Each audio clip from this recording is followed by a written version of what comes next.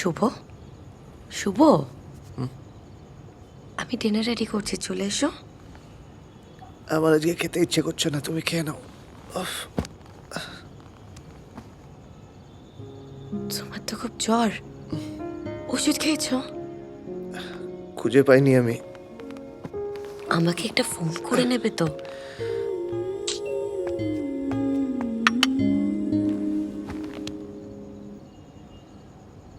কোনো দরকার নেই।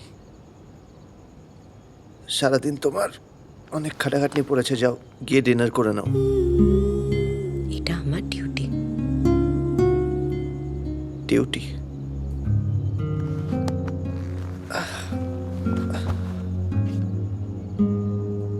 এই শব্দটার মধ্যে না কোনো আন্তরিকতা নেই, কোনো ভালোবাসা নেই।